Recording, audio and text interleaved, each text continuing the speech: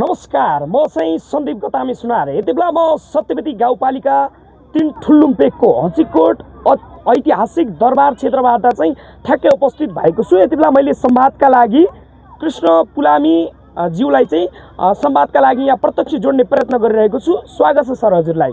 धन्यवाद। हजुरको विस्तृतमा परिचय दिनुस् न सर्वप्रथम। मेरो नाम कृष्ण बहादुर पुलामी। म वास्तवमा श्री धर्मपुर माध्यमिक विद्यालयको टिचरै हो। हजुर। र अहिले नेपाल स्काउट लुम्बिनी प्रदेश स्थानीय स्काउट परिषद सत्यवती गाउँपालिका गुल्मीको प्रमुख आयुक्तको रूपमा रहेर काम पनि गर्दै आइरहेको छु। हजुर। यही नै मेरो परिचय हो, सेवा भातमा लागि छ।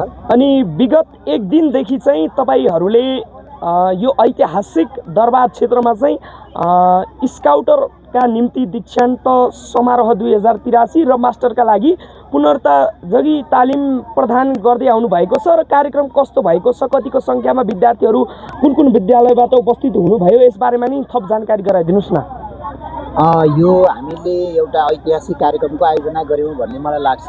हजुर। खास गरेर हामीले स्काउट मास्टरहरूको लागि पुनर्ताजगी, यो रिफ्रेसिङ ट्रेनिङ र अर्को सत्यवती गाउँपालिकाभित्रका नयाँ स्काउटरहरूको लागि प्रथम दीक्षान्त समारोह 2083 को हामीले 2 दिन 1 रातको यो कार्यक्रम आयोजना गऱ्यौँ र आज अन्तिम दिन पनि हो।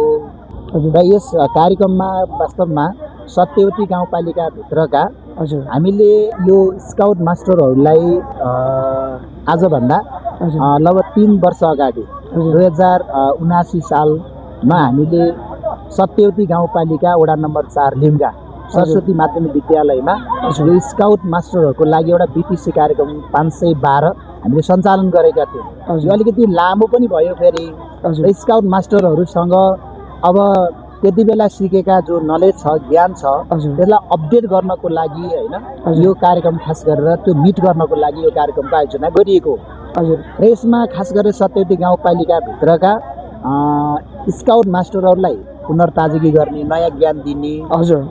र फेरि यो दीक्षान्त समारोह फेरि विद्यालयमा गरिन्थ्यो। यो विद्यालयमा गर्दाखेरि अलिकति समय अभाव पनि भएको हुनाले र अलिकति फरक ढङ्गबाट दीक्षान्त गरौँ न भनेर सत्यवती गाउँपालिकाभित्रका खास गरेर 10वटा विद्यालयका नयाँ स्काउटरहरूलाई हामीले यो कार्यक्रमको सन्दर्भमा यो दीक्षित गर्ने भनेर यो सत्यवती गाउँपालिकाको अत्यन्तै यो नयाँ गन्तव्य स्थानको रूपमा रहेको हचिङकोट ऐतिहासिक दरबार क्षेत्रमा यहाँ नयाँ स्काउटरहरूलाई बोलाएर यो दीक्षान्त समारोहको आयोजना गरिएको छ, जसमा हाम्रो 10वटा विद्यालयबाट उपस्थित हुनुहुन्छ। गर्ल्सहरू 136 जना हुनुहुन्छ भने बोइजहरू कति 84 जना गरेर जम्मा 220 जना नयाँ स्काउटरहरू यहाँ उपस्थित हुनुभएको छ भने स्काउट मास्टरहरू करिब 25 जना नयाँ स्काउट मास्टरहरूको उपस्थिति रहेको छ। र समग्र यो 2टा कार्यक्रमलाई जोडेर हामीले यो आयोजना गरेका छौँ। 2 दिनको कार्यक्रम हो। यो एउटा नयाँ खालको पनि छ। यो अलिकति ऐतिहासिक बनाउनको लागि हामीले प्रयास पनि गरेका छौँ। अनि सर, यो स्काउट र तपाईँको जुन तपाईँले अध्यापन गराउनुहुन्छ धर्मपुर माविमा, यो दुवैले सँगसँगै लाँदा हजुरलाई कस्तो हुँदो रहेछ? स्काउटमा लागिसकेपछि होइन, दुवैले सँगसँगै लानु पर्दा चाहिँ कस्तो अनुभव हुँदो रहेछ, यसबारेमा नि बताइदिनुहोस् न।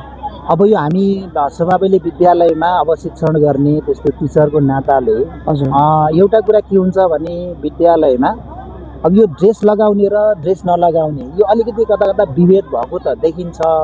तर यो एउटा अभियान पनि हो। फेरि खासमा यो ड्रेसले मात्र स्काउट हुने के हुने त्यस्तो पनि होइन। त्यो चाहिँ माइनर कुरा भयो। त्योभन्दा ठुलो कुरा त एउटा अभियान छ, यसको कार्यक्रमै छ। र जो स्काउटमा लाग्ने विद्यार्थीहरू हुनुहुन्छ जसले प्रतिज्ञाका कुरा, नियमका कुराहरू, धेरै कुरामा प्रशिक्षितका कुराहरू र फेरि अर्को कुरा के पनि बुझेको हुन्छ भने मानव सेवाका कुरा, मानव भावनाको कुराहरूलाई पनि अलिकति जोडेको हुन्छ। र यसमा लाग्ने जो स्काउटरहरू त्यो अरू विद्यार्थीभन्दा फरक भएको मैले महसुस गरेको छु। किनभने त्यो आफूले सिकेका ज्ञान सिपहरूलाई समाजमा उसले लैजान पनि सक्छ।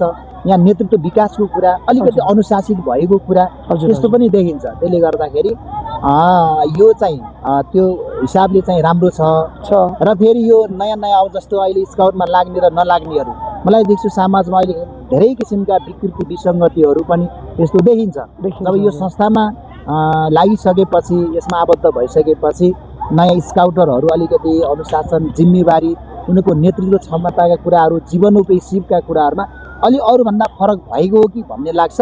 र मेरो अपेक्षा पनि के छ भने अब विद्यालयमा सबै विद्यार्थीहरूलाई स्काउटमा जोडेर एउटा विद्यालयलाई नमुना विद्यालयको रूपमा स्थापित गर्नुपर्छ भन्ने र यसलाई फेरि यहाँ स्काउटका जो पनि ज्ञानका कुराहरू छन् नि यसलाई पाठ्यक्रममा जोडेर एक्स्ट्रा क्लासको रूपमा होइन यसलाई एक्स्ट्रा होइन पिरियड छुट्याएर पाठ्यक्रममै समावेश गरेर यसलाई अगाडि बढाउँदाखेरि अझ प्रभावकारी हुन्थ्यो भन्ने मेरो अपेक्षा छ।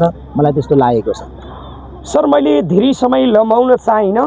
नेपाल स्काउट सत्यपति गाउँपालिकाको जुन तपाईँले भार बोक्नु भएको छ, गाउँपालिकाको अग्रज नै भनौँ, स्काउट क्षेत्रको अग्रज नै भनौँ, तपाईँले जुन भार बोक्नु भएको छ यो भार तपाईँले सहज र सजिलो ढङ्गले चाहिँ अझै राम्रो बनाउने अपेक्षासहित अहिले चाहिँ तपाईँलाई यो कार्यक्रमबाट बिदा गर्न चाहन्छु। धन्यवाद छ। एकदम यो हाम्रो यो अभियानलाई यो मिडिया मार्फत विश्व सामु नै भनौँ न।